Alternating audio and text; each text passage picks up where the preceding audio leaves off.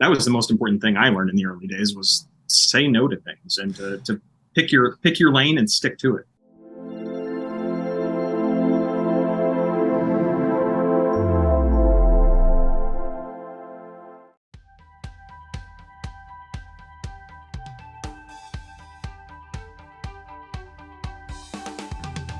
Welcome to the Property Management Brainstorm Show with Bob Preston. Bob is the lead consultant and podcast host at Property Management Brainstorm, the consulting and strategic planning company dedicated to the property management industry. This podcast is for property managers and company owners seeking an in-depth look into current trends toward adding doors, growing recurring revenue, and building a high-profit property management business. You'll hear from leading professionals on hot topics, success stories, and strategies for expanding your company and assuring your property portfolios are managed efficiently. Now, here is your host, Bob Preston.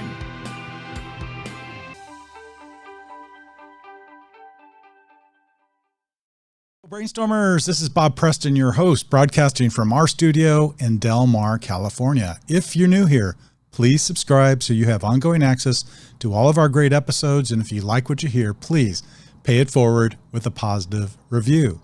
I'd like to give a quick shout out to our industry icon sponsors who help support the show: VPM Solutions, SureVestor, Blanket, Upkeep Media, RentScale, and APM Help. Links to their websites to learn more about these fantastic companies are provided in the episode notes. Today, we're going to be talking about a full property management journey by an individual that I've gotten to know. There are only a handful of entrepreneurs in the property management industry who have first helped bootstrap and grow a property management company, taken that company to the point where they could sell, and then remained in a senior capacity with the acquisition company, and ultimately moved on to start yet another property management venture. One of those individuals is Travis Bohling of Phoenix, Arizona. In today's episode, Travis and I will discuss his journey through the property management industry and how he is doing with his new property management company, Home Ladder. Have a listen. Hey, Travis, welcome to the Brainstorm. How are you today? Good morning, Bob. I'm great. How's your day? Good. Glad you're here. It looks beautiful there in Phoenix, Arizona in the backdrop. I always like to start the show by learning more about my guests. So let's go with that. If you're cool with that, introduce yourself. Tell us about your background. I know we're going to get into this in greater detail during the episode, but then perhaps a bit more about your new venture, Home Ladder. Yeah, absolutely. So Travis Bohling, I'm in Gilbert, Arizona. Phoenix is the metro. I grew up in Nebraska, Tennessee, and Illinois. I actually moved to Arizona. It would have been 2005 after I graduated college. My experience in the PM world, so I started with student rentals. I've done multifamily, vacation rentals, Wow. SFR, turnkey, acquisitions and sales. So wide breadth of experience, trying to figure out exactly what I wanted to focus on. And then, I launched Home Ladder in March of this year. So new firm and off to the races. Congratulations. Well, let's start the conversation. You mentioned kind of where you came from and how you got into it. Maybe you can expand upon that. When did you first decide to get into property management? What were you doing and what was involved in kind of that decision to jump into the industry? Yeah, definitely. So unlike most people who answer this question, mine was completely intentional. I was actually in college studying accounting. And I was like, man, there is no way I can spend the rest of my career doing accounting. This is just too boring. Right. So I took a part-time job leasing student rentals there on campus. And I instantly fell in love with it. I was like, this is for me, like showing rentals to my friends and helping them lease the coolest properties on campus. That just, I don't know, that excited me. From there, I read Rich Dad, Poor Dad, which I think is it's a precursor for everybody in this industry. And I house hacked my first home sophomore year and rented it out to some roommates and just, I don't know, never looked back. Property management is in my blood. So that's how I got started. Okay. How did you end up in Arizona, if I can ask? We had always traveled out here as a kid for vacations, and I loved the climate. I knew I wanted to do real estate, and Phoenix is the epicenter of all things real estate, really. Like all the new trends, they seem to start and end in Phoenix typically. So high growth, the climate attracted me. I know most people don't say that, but I love the climate here. I I'll never move. I love Phoenix. So sort of picked up after college and went to Phoenix. And so let's then jump into your I think it was your next step in Arizona, RentVest. I know you got into that in the early days, helped bootstrap it from zero and grew it all the way to about 4,000 doors. How did you get into that? Who were the principals in the venture, and how did you decide to join them? Yeah, definitely. So RentVest was founded by two guys, Jacob and Spencer. It was 2011. They had been in the foreclosure business, like bidding on foreclosures in the Phoenix market for the past 2 years. Like they were cleaning up the mess of the previous boom by bidding on homes at foreclosure. Wow. And they were helping all these investors buy properties at foreclosure. And a lot of them were buy and hold investors. And they're like, well, why don't we help these buy and hold investors with property management long term? So they didn't have any experience with property management. And I was friends with one of their brother-in-laws. So they knew I was in the industry and I was looking for a move. So I joined them and we launched from 0 doors and started a property management business based solely on investors that were buying foreclosed properties. Wow, that's incredible. I mean, that must have been pretty big in Phoenix, because any area that's sort of a boom town with a lot of new building suffered during the downturn for sure. I mean, we saw a lot of that in San Diego and some of the other communities in California. Yeah, definitely. The firm I was working for, before I made the switch, they had 2,000 doors under management. And over the course of those 2 or 3 years from 2008 to 2011, they lost half their portfolio to foreclosures. Like, oh it was goodness. Crazy here how many people lost their property. And a lot of them were California investors, honestly, people that had taken out second mortgages on their homes in California, used all that equity, and then bought a bunch of properties out here in Arizona. And when they went upside down, they just gave them back to the bank. Like, it was incredible. Phoenix was definitely the epicenter of foreclosures, and I got to see it from the front line. So it was great. And your company jumped in and took advantage of that to, help investors. So, all right, this is starting to come together for me, and I'm starting to understand a little bit more about your run here. So I know when I started my management company in the San Diego area, we started 0 doors, right? There were some sleepless nights, gut-wrenching conversations with my spouse, some ugly conversations with some of the crappy properties we picked up along the way. Definitely not a straight line of growth and success. Now, I don't know how your journey was, but maybe you can tell us about that, like in the early stages up through, getting to 3,900 doors. What was that journey, and what was it like during the early stages? Yeah, you're spot on. It was a lot of sleepless nights. It was so exciting, and I was young, and I was having such a good time. Like looking back on it now, I'm like, man, that was a fun time, but it was also very stressful. But yeah, it was a lot of hours, a lot of learning new we were basically doing turnkey investments before I even knew that was a term. Like we were buying homes at foreclosure, fixing them up and selling them to long-term buy and hold investors. So that was a whole new learning process. It was 2011 that I got exposure to NARPM and just all the thought leadership that was going on in the industry. And it just, I don't know. That was so instrumental for me in terms of scaling the business as I did, and figuring out the operational mistakes not to make. I still made quite a few, but we all did, right? Especially in 2011, we were all learning together. That was kind of the launching pad, if you will, for the property management industry in many ways, what's come today. I look back and I think the first talk I ever heard from NARPM was Steve Crossland. And I don't know if you've ever heard him talk. One of his lectures about saying no and the power of no.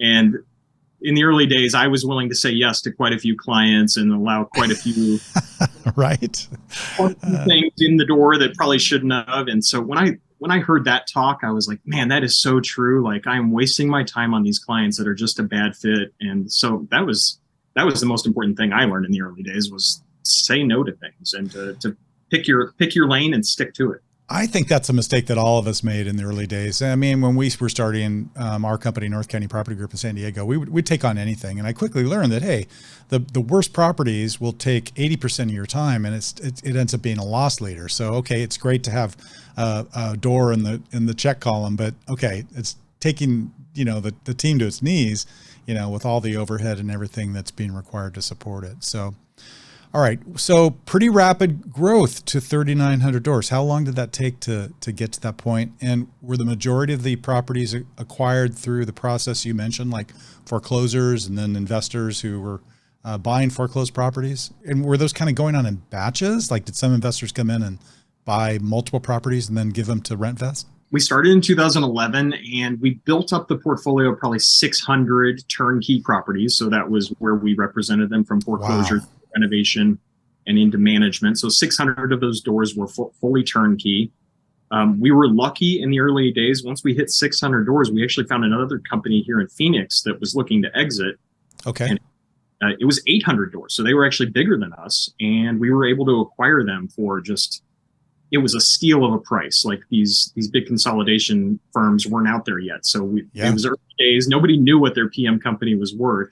And we just got a great deal on that company. So that put us at 1,400 doors within, I guess it was 4 years of launching. So that was incredible, but also very stressful to scale that quickly.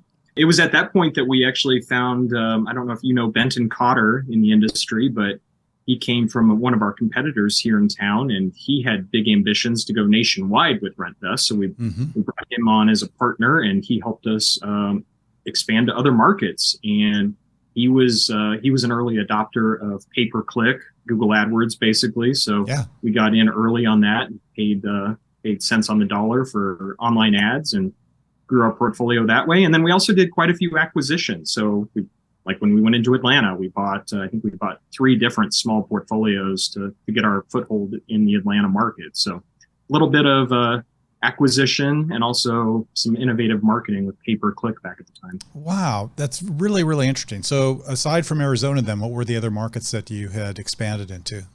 Oh, yeah. So we, I guess our first market we jumped into was Las Vegas, just because it's a short plane ride, and who doesn't like going to Las Vegas for right. it. The next one is Reno. I love Reno. Reno's just a fantastic market. And since we were in Nevada, we already had a brokerage license. Like, let's go into Reno. So we actually found 2 great acquisitions in the Reno market. We were in Atlanta. We were in Tampa. We were in Dallas. We made the mistake of going up to the Pacific Northwest. We were in Portland, which is a tough market. Yeah. It's a tough market, especially coming from Arizona. Yeah. So there was some learning lessons there of which markets to go into. What about California? Did you ever want to venture into California, or was that too much of a danger zone? I think our taste of Portland kind of dissuaded us from going into California. So yeah, we stuck to the Smile States was our strategy. That's incredible, though, because I know a lot of property management companies, I get to talk to a lot of them, and they've tried expanding into other markets and have pretty much whiffed because they underestimated how different those markets were than their home base. And so to do that, they had to go in and invest a lot of money. So you were successful at that. What was the secret, I think, and from your perspective of expanding into these different markets, these disparate states, and then making it work, right, for the company? Yeah, it's nice of you to say that, but they certainly weren't all successes. We had lots of failures. We made some bad acquisitions. Like we bought some bad companies that had a bad cultural fit, bad owners. And we experienced high churn because of it, right? We paid for all these doors, and then 50% walked out the door over the next 12 months in terms of churn. So sure, we certainly did make some bad acquisitions. I think one model that we proved out that worked really well, though, was the organic growth model within these markets. So I came up with the concept of let's have a market leader, a property manager, but that is also the business development manager. That way we can expand into a market with low overhead, but have an expert on the ground that's incentivized to grow that portfolio. So we set up the Google AdWords where we're driving leads to them. They're closing leads and then handling the process of onboarding the owners, stabilizing them, finding them their first tenant, getting them into the system, getting them used to RentVest. And that worked great. Like we found great people that were motivated by money and just freedom and autonomy. Like they were in Atlanta operating their own little small business, basically, is how it was set up. So that worked really well. I liked that model a lot. And I think the people that we recruited liked that model a lot.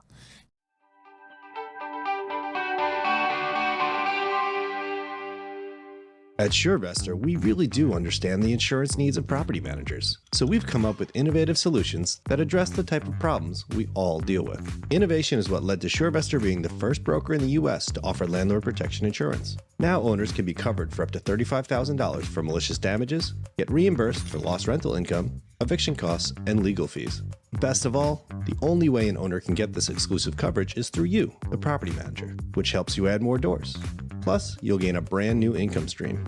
Innovation is also how we came up with Master General Liability Insurance. So if a tenant sues for an injury that happens on the property, and you're not listed as additional insured on the owner's dwelling policy, don't worry. SureVestor will cover you for up to $1 million at no cost to you. As fellow property managers, we look at all the angles. That's why we offer Master Tenant Liability Insurance for a low monthly per property cost. So finally, there's an affordable solution to provide tenants with up to $100,000 in liability coverage, which is another value add for your owners. SureVestor. Insurance, innovation, inspiration.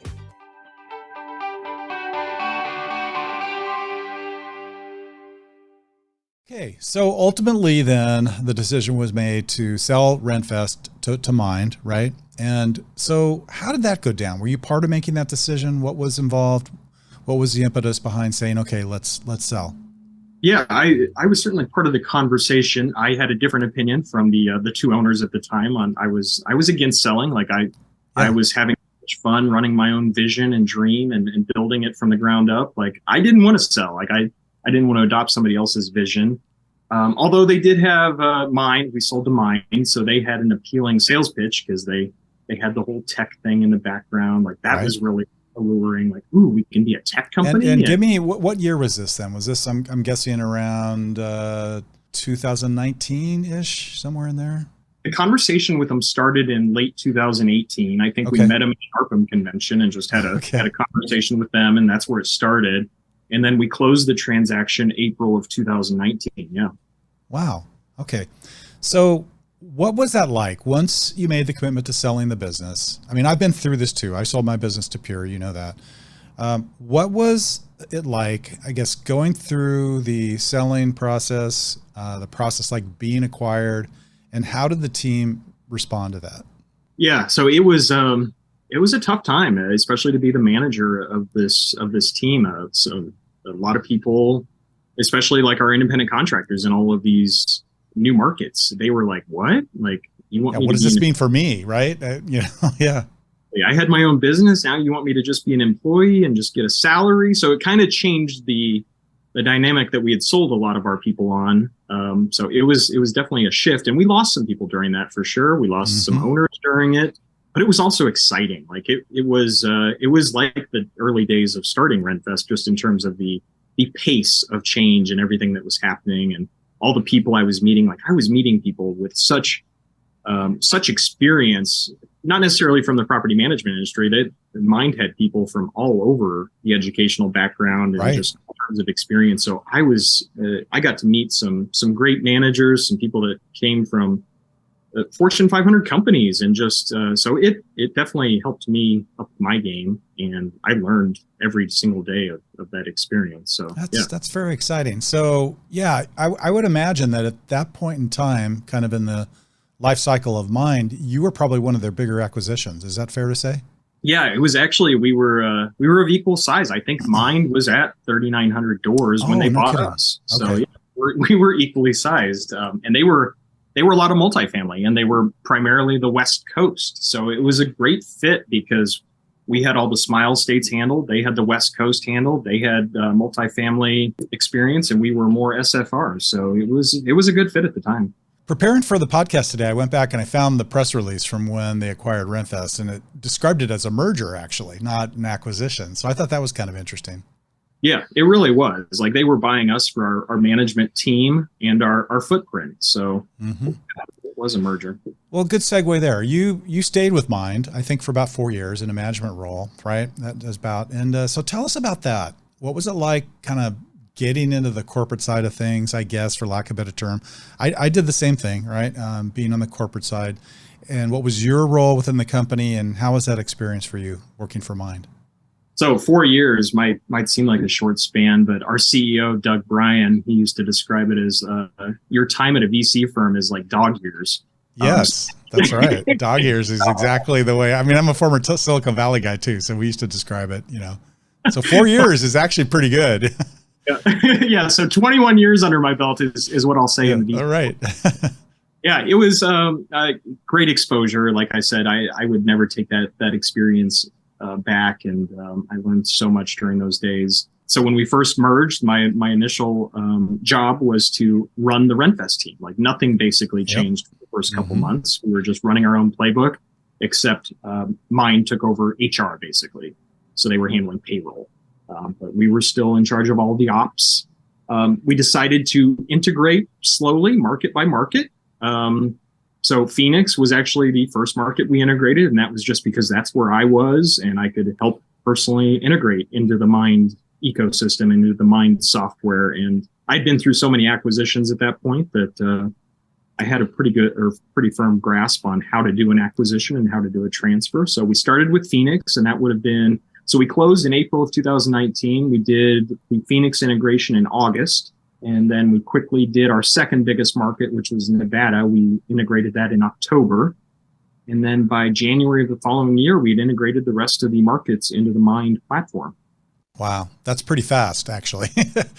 Now, some of our listeners might be considering selling or being acquired. So this notion of integration, that's kind of where the rubber hits the road, right? As a property management company, you've sold your business, you're sort of giving up the reins, if you will, to a company that's acquired you. And now you're going along with being fully integrated into their operation. So what are the various aspects? I mean, I've been through this too. So I kind of have it in my mind what we went through at North County Property Group with Pure, but what was it like? What were the points? I guess, what are the checking all the boxes? What had to happen to be fully sort of integrated? Yeah, definitely. So RentVest, at that point, since we had done so many acquisitions, we had our own sort of acquisition playbook written out of like all the interesting. Sure. And all the questions, all the due diligence questions, everything that you needed to know about the operation you were taking over. So when we partnered with Mynd, we shared that with them, and they had been doing acquisitions at that point too. So they had their own playbook. So it was great because we combined the two playbooks. I was working directly with Ian Abernathy was my boss at that time. He had supervised many of the integrations for Mynd. So we just collaborated on it and just made sure that we checked off all the boxes. We went through every part of the business, starting in HR, going all the way down to your office. How much where are you on a lease? How much are utility bills? Like we did people mapping. That's an important one you do. Like who is your current staff? What is their current role?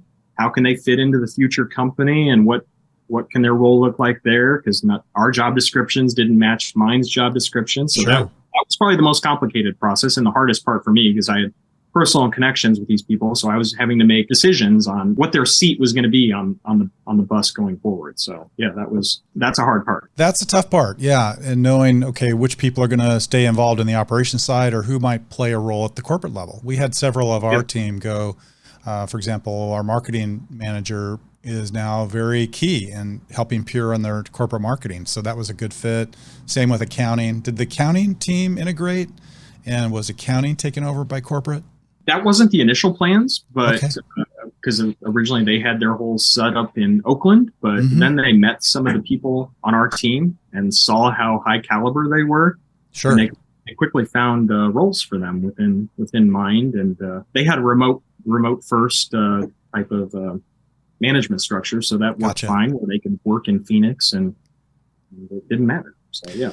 What about the branding part? Like at some point, did RentVest have to give up the brand, and did it become Mynd exclusively, or was it co-branded? What was that process like? Yeah, I think I've seen what Pure's been doing, and it was very similar. Like we did for the first year, it was called RentVest, a Mynd company. That's what all of our websites said, and that's what all of our communications said. And then after a year, once people were used to the Mynd name, then we just completely switched to Mynd. So it was a gradual process to ease people into it. What was the day like when you announced it to your owners? I think that's probably the biggest fear most property management companies have. Okay, if I sell, are we going to be like in hot water with our owners? Are they going to be disappointed? How did that go for RentVest? Yeah, those were the toughest days when those emails When those email blasts went out to Yep. owners, like I remember I was on the phone, I don't know, at least 12 hours straight for a couple days in a row, just talking to owners, talking them through the process, explaining why we made the decision, explaining the value add that Mynd was going to bring to their portfolio and all of the technology in the background and how bigger is better for them. So yeah, that was a lot of just personal handholding and talking to them on the phone. And it was important because all the acquisitions we had done, we realized that churn was a very high risk during transition. So we made sure that that was top priority for us. And that's why we staggered the integrations too. We did one market at a time because we knew that was all we could handle in terms of just talking owners through it and making sure they felt comfortable with the integration. Well, it's an incredible journey, and you've obviously done a fantastic job through all those various stages. So let's move into 2023. You started a new property management venture, Home Ladder. What was that all about? Okay, you were working with Mynd. It seems like you had a great corporate job. What was the impetus behind saying, hey, I'm ready to kind of jump back in as an owner-operator, get back into the SFR market as an entrepreneur? What went down? How did you make that decision? And what was it that finally made you make that decision to go back and do something on your own? Yeah, it was, well, my hand was sort of forced. So, you know, in the VC world that strategy changes quarter by quarter, right? Yep. And one of the quarterly strategy changes was to move, like the property management ops team reported up to me. So all the property managers and all the supporting operations were reporting to me at this point. And the strategy change for Q4 of, I guess it would have been 22, was let's move the PM team under the sales department. Interesting. And that basically eliminated my role. They found a new role for me. They said, hey, we really need your help to get Houston, make Houston run like Phoenix. Because Phoenix was just purring along, like it just generates cash, doesn't have churn. It was a well-run company or well-run market. So they said, why don't you go to Houston and do the same thing there? And I was like, well, I could do that. That does sound interesting. But at this point, like if I'm going to start something from scratch, I'd rather work on my own vision. So sure. Yeah, I decided at that point, like, okay, it's time for me to make a switch. So the new year, new company, that was the plan, Home Ladder. Fantastic. So this might be kind of a loaded question, but when you were in your role at Mynd, and you're an entrepreneur at heart, was it difficult to sort of take you mentioned the board and stuff coming down from the board, and it's, you know, at certain points in the development of the venture, I would imagine that you sort of got your marching orders to go do, like in the field. Yep. How was that experience for you? And I mean, I've had my own experience with that too, and that was a little bit hard for me to swallow at times, right? Taking what the company wanted to do at the corporate level and saying, okay, here you go, Bob, go make this happen, versus being the one behind creating those plans. Did you find that to be the case? And was that kind of difficult to swallow at times? It was difficult for sure. Like I remember some meetings I'd be in, and I'm sure you've experienced this in the corporate world. It might be a meeting where there's 30 plus people in a meeting and everyone has an opinion and the meeting just drags on. And then we have a follow-up meeting about it and still no decision has been made. So that was the hardest part for me because I like to move fast. I like to integrate quickly. I like to experiment often, right? And that's just not possible with a company like that, with so many different decision makers, departmental structure where everybody has their own little fiefdom basically within the company, and you have to get buy-in from 16 different department leaders to get even the most minor change made. So that was the frustrating part for me. Like sure. Yeah. And my experience was similar. There wasn't anything wrong with it. It was just different. Right. And the company Pure was doing the right things because they had to standardize kind of across the country and put in their standards and processes. But we couldn't move on a dime anymore. And that became very, very apparent. Yep. Okay. Tell us now about Home Ladder. I think you're focused primarily in Phoenix, or do you have plans to go into other markets? Tell us about the company and what's going on with Home Ladder. Yeah. So Home Ladder, founded in March of this year. We're based in Phoenix. Our plans are to stay in Phoenix for this time. I spent a lot of time with Southwest Airlines over the past 10 years. So my plan was to travel less for at least the first year or two over good. Ladder. So yeah, we made a decision early on that we will get to 1,000 doors before we even consider opening up a second market. And when we do open a second market, it's going to be a place we'd like to visit because we know that we have to be on the ground and running that with intention, right? So Yeah, we're a property management firm. We help owners buy, sell, renovate, and manage their properties. So kind of pulling out a page of the playbook from RentVest maybe, because it sounds similar that RentVest was doing that. And then that was the ticket to your super fast growth with RentVest. Is that what you're trying to do? And then I have a second part to the question. I saw on your website, you use the term investor agent. Mm-hmm. So explain, I guess, a little bit more about your strategy and what an investor agent is. Yeah, definitely. So we don't want to be just rent collectors. I feel like with all the technology coming on board, like that's not a great moat that you can have as a property manager. You really want to differentiate yourself, right? So that, yeah, I gotcha. You really want to be a trusted advisor for your clients to help them grow or shrink their portfolio depending on what their needs are. So that's my focus, is to become a trusted investment advisor for our landlord clients and help them make good strategic decisions. I think of it like I had a lot of exposure to the institutional world at Mynd, and I feel like Home Ladder is here to bring institutional level advice and strategic thinking to the retail mom and pop investor that doesn't have access to that currently. So that's the goal of Home Ladder. I got you. Okay, that's kind of interesting because it's positioning yourself a little bit differently. I've never heard the investor agent. I've heard trusted advisor before, but that's kind of an overused term. And I like the way that you've defined it and you've positioned yourself and you've kind of put a stake in the ground for what you want your company to be. And I love it, especially with your depth of experience. Now, you have a partner in the business as well. Is that correct? Yeah, I've got two partners. Okay. Brandon Graham, he's my right-hand man, my operations partner. Worked with him for 8 years, just a genius in the property management world. And then we've got a third partner, Spencer Caldwell. He's a silent partner, but he's one of the top wholesalers and foreclosure experts in Arizona. So he was one of the founders of RentVest. So he's in this vision as well. Okay, what does the team look like, and what's the makeup of the team? Are you a portfolio based? Do you know what? How big is your team? Are you doing a lot of VAs, 1099? What does it look like? Yeah, so 2023, the plan was this is the year that we set the foundation and get everything set up and make our moves to prepare for 2024, essentially. So the team right now, it's very lean. There's 4 of us. It's myself, Brandon, Spencer.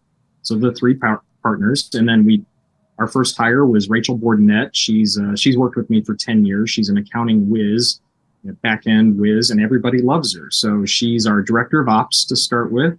Right now, it's Brandon and myself running a portfolio style where we personally know every investor, we know every tenant, and we know every vendor. So that's kind of the foundation we're laying. We're looking for our first property manager hire. So we'd like to get that person hired by the end of this year and be prepared to take on additional doors in 2024. But we're being patient. We're only gonna hire exceptional players and make sure that they're the right cultural fit so that we can scale this correctly. It's very exciting. And man, I remember those days, the excitement of starting your own gig and starting from zero and building it over the course of time. All right, let's get into kind of a speed round here. I'm going to ask you a few questions, and love the journey, love the story. Really, really interesting. What do you wish, or what do you know now that you wish you had known when you were doing RentVest? I think the most important lesson I learned was build a bench, like a bench of players. So the resident and owner experience is so important, and the level of communication and organization that a person has to have in order to maintain those relationships is so important. It's risky to do an interview with somebody, hire them, and then hand those relationships off like that. That turns out bad quite often. Probably 50% of the time is because I talk to a lot of property managers. They're like, yeah, we're batting maybe 500 on our hires, right? And I learned that lesson the hard way, right? I lost a lot of owners and a lot of bad experiences because I did make bad hires. That's one lesson, is build a bench of like junior associates that you can make sure, like, let them learn slowly, let them have a few interactions with owners and residents and see how they do before you hand off a portfolio to them and let them be the person in charge of the communication. So that's one lesson I've learned, is put them through some tests before you hand off a valuable portfolio to them to manage. Sure. Build the bench, let them get some experience, let them show what they can do before you jump in and just give them the reins. I like that approach. Okay. From the reverse side, you've started this new business. What are some of the top, maybe give me top 2 or 3 that you learned previously through either RentVest or through Mynd that you're using and implementing now at HomeLadder? Yeah, so this one was tough for me, but one of the core values for Mynd was remote first, right? They had, from the early days being based out of Oakland, like they believed in the remote workforce. Mm-hmm. RentVest days, I had very few remote employees, and I was still kind of distrusting of that model. Like, can I really get good quality work out of people if they're working from home? So that's something that I completely changed my opinion on, and I'm completely bought into now. Like, if you find good quality people, you can trust them to be self-motivated and to work from their home or wherever they choose to work from and produce great results. And it's an exceptional recruiting tool. Like, I was blown away by some of the people that we were able to attract by offering remote first as a selling feature for property managers specifically. So that was a lesson. That's interesting. I mean, in many ways, 2019, 2020 forced our hands during the pandemic to go with that model. And so many people never went back, right?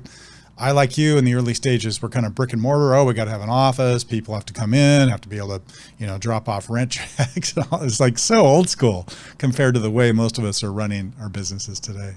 Another one I can think of is just scale, right? Like, yeah.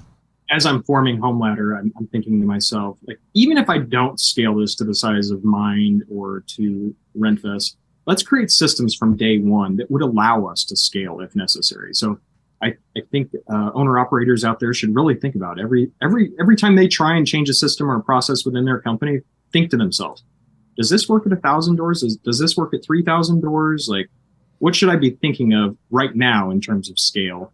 That just translates to a better experience for your owners, your residents, and more profit, hopefully. So, yeah, no question. I always called that being ahead of the curve. I always wanted to look out 6 to 12 months. Looks like, sounds like you're looking out even further. But what am I going to need? We would always start a cycling or a cycle of forecasting and budgeting about this time, in the fall for the coming year. And it was, okay, what do we need? What are we going to need? And this is sort of what I spent my time on to make sure we can, facilitate bringing in more properties, bringing the same level of service, but now with so many more doors. There's always a big kind of forecasting thing as well. Wow, that's really interesting. Hey, fantastic conversation. Love the journey. In the interest of time, though, we need to wrap up. So, what are your closing thoughts, and what else would you like to share with our listeners, maybe about your journey and what you would recommend for people who are listening who are at any stage along the way, that you've already experienced?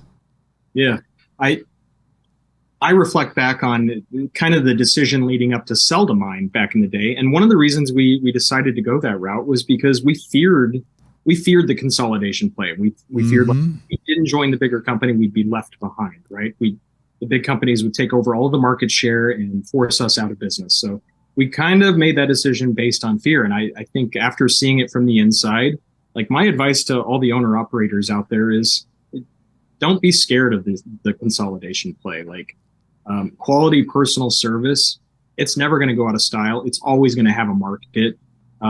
Also, stay on top of technology, right? There's so many off-the-shelf technologies right now that are available to property managers. If you don't take advantage of those, you will get left behind. Like, looking back to even 2011 when I started with PropertyWare was basically brand new at that point, and it was just so revolutionary to people back then. Like, and think of how far we've gone now since even 2011. Like, the next decade with all the new technologies, with AI, with the blockchain, like, our industry is going to be vastly different in a decade from now. And if you don't stay on top of it, you might as well just sell to the consolidators, because you will get left behind if you don't stay on top of technology. So that's great advice. Yeah, definitely worth listening to if you've got tuned into the show today. So, hey, Travis, thank you so much for being on the show today. If someone wants to contact you or maybe learn more about HomeLadder and what you're doing with your company and your services, what would be the best way to do that?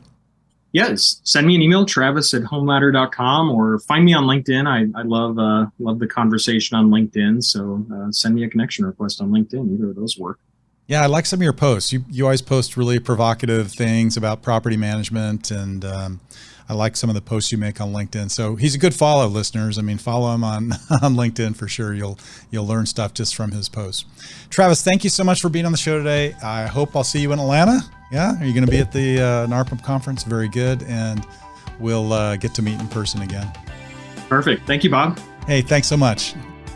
As we wrap up today, I'd like to make a quick plug to our listeners to click on the subscribe button, give us a like, and if you would, please pay it forward with a positive review.